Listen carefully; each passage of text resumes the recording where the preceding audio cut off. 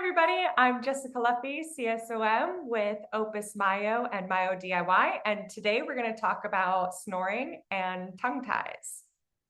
So there's two different kinds of sleep apnea.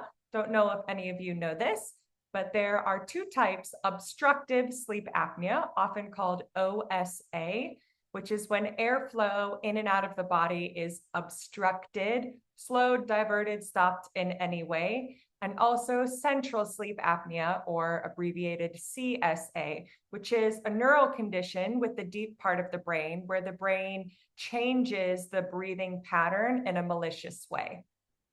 Now, it is possible for humans to have both, not just one. So if you are a little confused, don't worry, that is possible for us.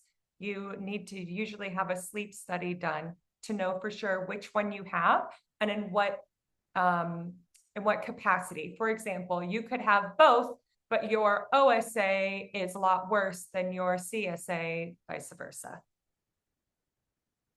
So how does obstructive sleep apnea affect your health? Well, honestly, a much easier question to answer is, how does slow suffocation affect your health? Because when I put it that way, it seems very obvious all the things that it can cause and all of the horrible effects that it can have. I mean, the human body can't go longer than like 4 or 5 minutes without breathing, and then we start to really panic. So you think that over the course of 7, 8, or 9 hours a night, that's also going to affect you quite a lot. So OSA changes both our breathing rate, or how many times per minute we breathe, and also can change the breath volume, or how much air is traveling in and out of the body at any one time. Now, this in turn affects the oxygenation of our blood. And this is what causes all of these like really scary, horrible things that we hear about. So, snoring, let's talk about it. This happens when one of these obstructive structures in OSA vibrates as the air contacts it or moves past it in some way. So, if you snore, this is automatically an OSA classification every time. Again, you can also have CSA as well, but this just makes it really easy. If you snore, you have OSA, the end. Now, we're going to talk more later about how we can very quickly fix that. So we'll get to that in a second, because I can hear you being like, but how do I fix it? So we'll talk about that. Hang on a second. Let's talk about what structures can cause snoring. So let's pretend you are an OSA snorer and nighttime mouth breather. Dun, dun, dun. So whenever we breathe through our mouth, we can also be passing air gently through our nose as well. So airflow can be coming from just the mouth or through the nose and mouth. Frankly, for this metaphor, it doesn't really matter. So here's our two little arrows. Now, when air passes over the tongue or through the nose, it can vibrate against that soft palate. So you can get a snore back there, right?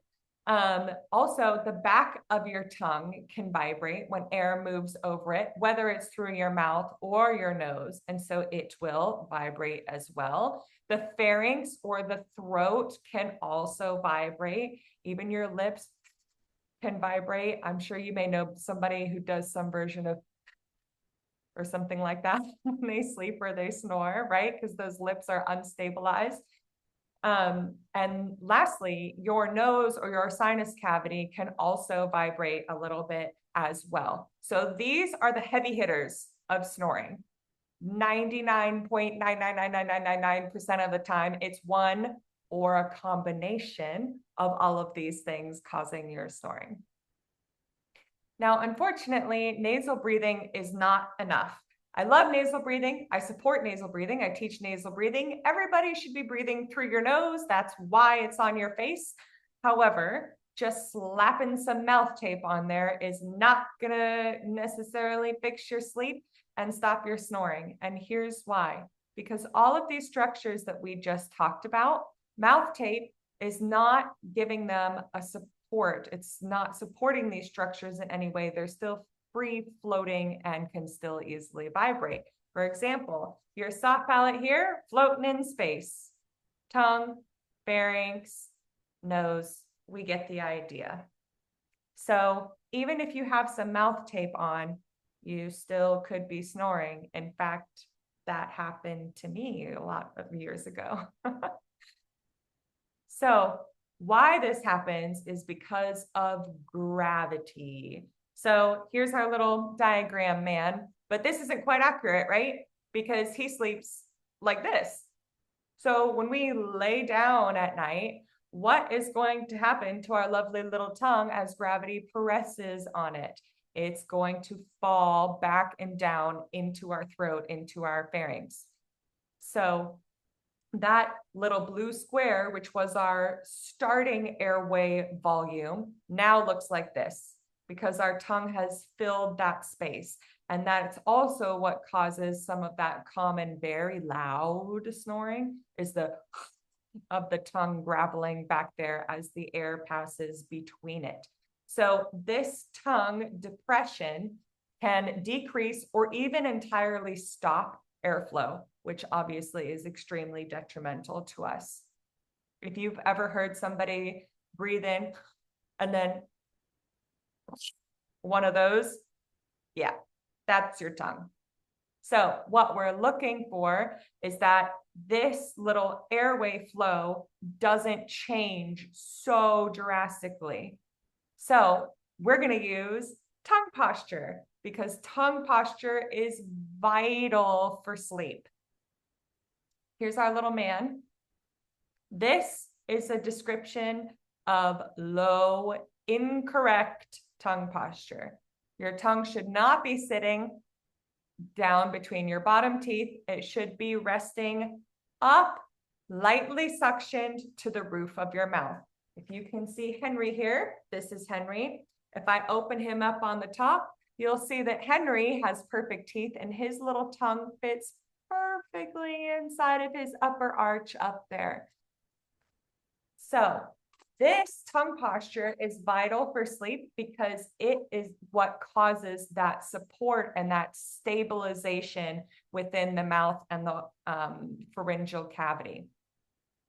Because that tongue is suctioned up, if we then lay backwards, that effect of gravity does not cause the tongue to fall out of place because it's still being suctioned to the roof of the mouth gently. So your airway before and after stays exactly the same, and you get that nice gentle airflow. And we also have the potential to completely eliminate snoring just by doing this. So because this tongue is supported, it's also supporting the soft palate. See how they're connected up here? So a lot of people don't realize that the tongue actually goes past the back teeth and incorporates a little bit of the soft palate. So when they're sandwiched together, they both get to kind of rest against each other in a nice symbiotic way. The tongue is suctioned up, obviously. Now the pharynx is totally free and clear of the tongue obstruction, so it's nice and happy with its airflow. The lips are stabilized because they are closed. They should remain closed of their own accord, even without some mouth tape. So eventually, what we work on in myofunctional rehabilitation is that we want the lips to remain closed without mouth tape. They should just do that naturally. And lastly, that leaves the nose to do all of the respiratory work, which is what we want.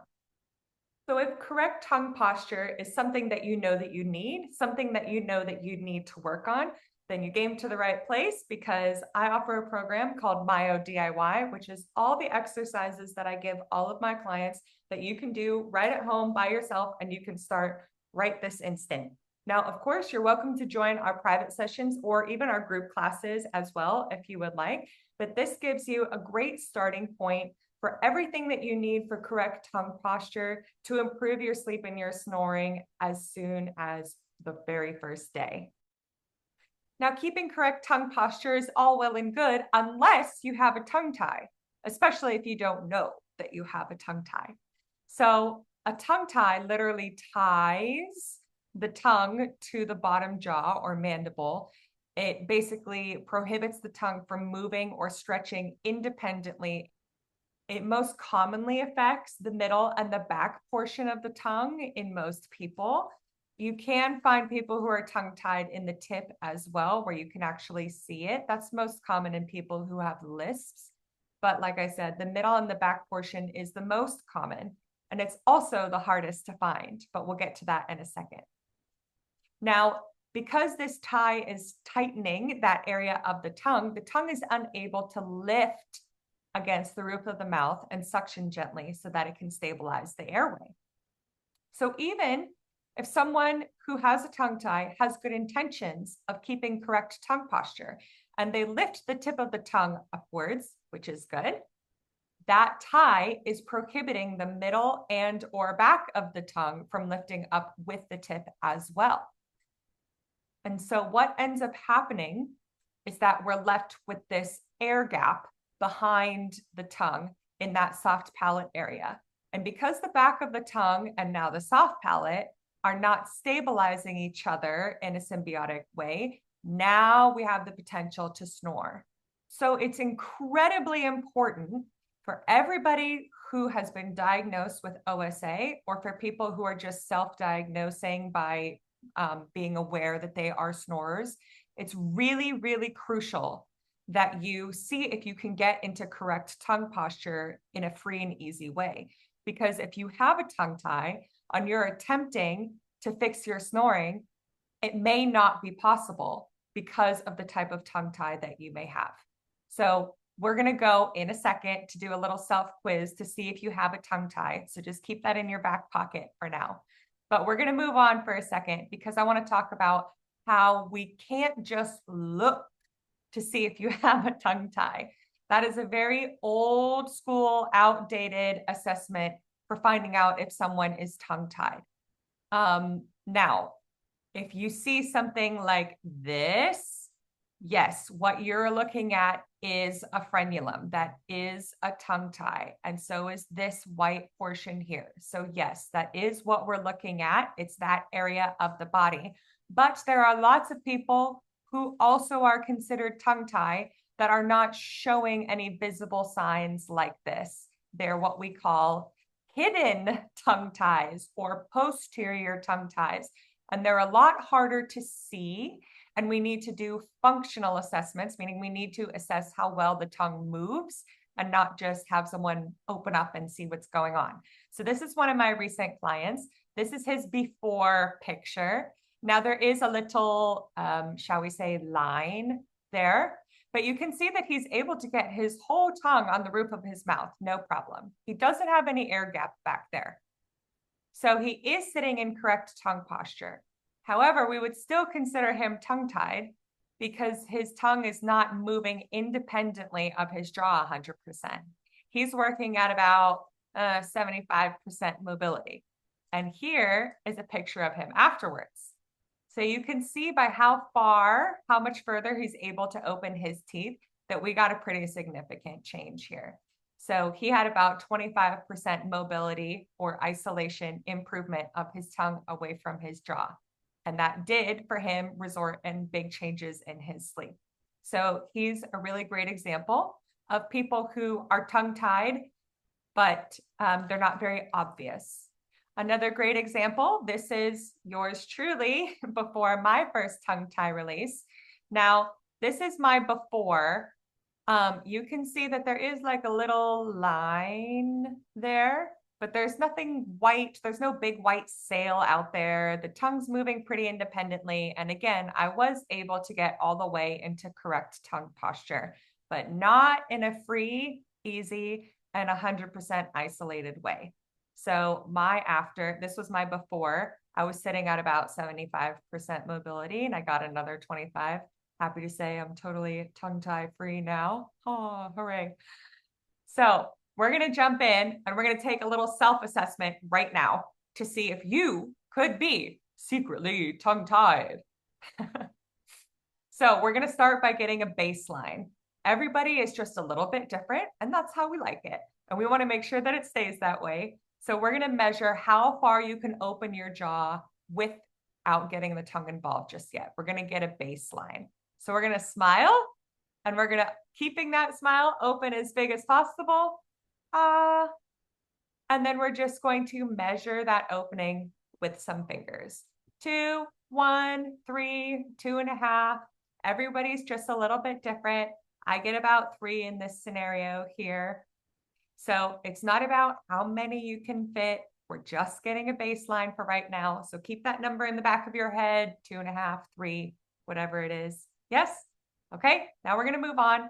And this is our first test for the tongue tie. We're gonna assess for the middle and the tongue tip, how much they are able to isolate away. And we do that by using this specific motion.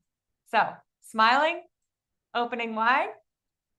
We're gonna touch the tip of our tongue right behind our top center teeth and still touching open as big as you can. Now, you may fail this already.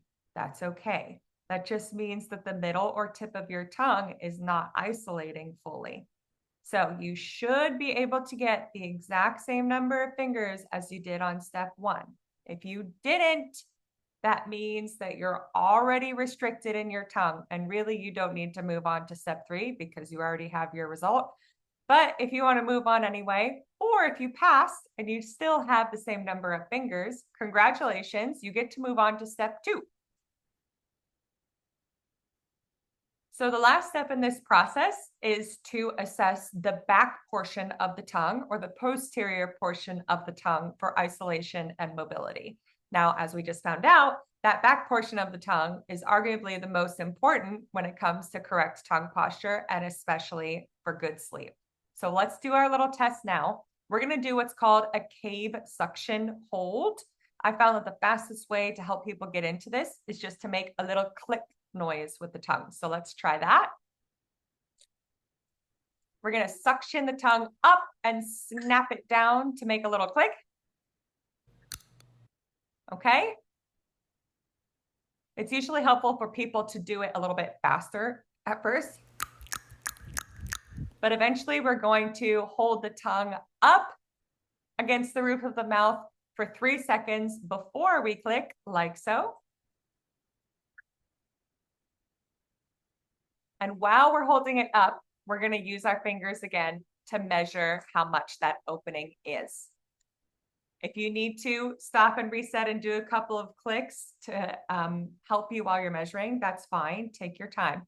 So whatever amount of fingers you have left on this one while your tongue is all the way up, we're going to compare that to your first score. So if you started with 4 fingers, but now you're only on 2, that means that, math, the posterior portion of your tongue is limiting you about 50%. If you wanted to be super, super intense about this, you can get one of these little ruler measurement things, these crazy things, and you can actually measure how far you can open on all of your assessments. A lot of airway dentists and people who diagnose patients with tongue ties will actually measure you and give you that official mathematical answer. But this is just a really fast, easy 30-second way to ballpark. Am I free? Am I totally percent isolated and able to move the back of my tongue? Or do I go from a 4 to a 2? Or am I a little bit more moderate and I go from 3 fingers to maybe 2 fingers? But remember, that's still 1/3, one whole third that your body is not able to move that tongue independently. So just something to keep in mind. Like I said, it's really absolutely crucial for people with OSA to get an assessment or a diagnosis for tongue ties, especially somebody who feels comfortable and knowledgeable about posterior tongue ties, because like we just learned together, they're hard to see. You can't see them. You have to actually do a functional assessment, which is what we just did together. So make sure that you find somebody who's very comfortable with posterior ties and who's comfortable talking about it as well when we go and we look for a formal tongue tie diagnosis. So in summation, there's only 4 things that I really want you to be able to take away from this. The first one is that any snore noise means that you have some sort of obstruction going on.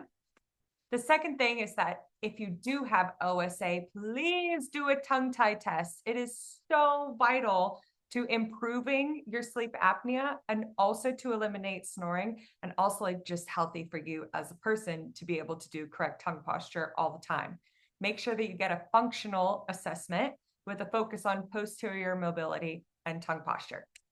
Number 3, tongue posture will beat mouth taping every single time. So just relying on mouth taping at night is not enough.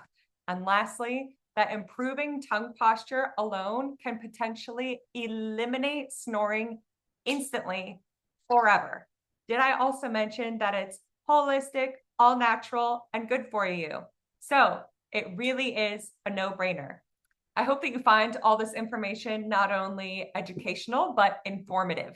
So if you want to now change your life, change your sleep, change your tongue, I offer a program called Myo DIY. It's a completely on-demand course where you can work everything at your own pace. It's all of the exercises that I teach all of my private clients, so you know you're going to get expert care, and it can get you better sleeping tonight.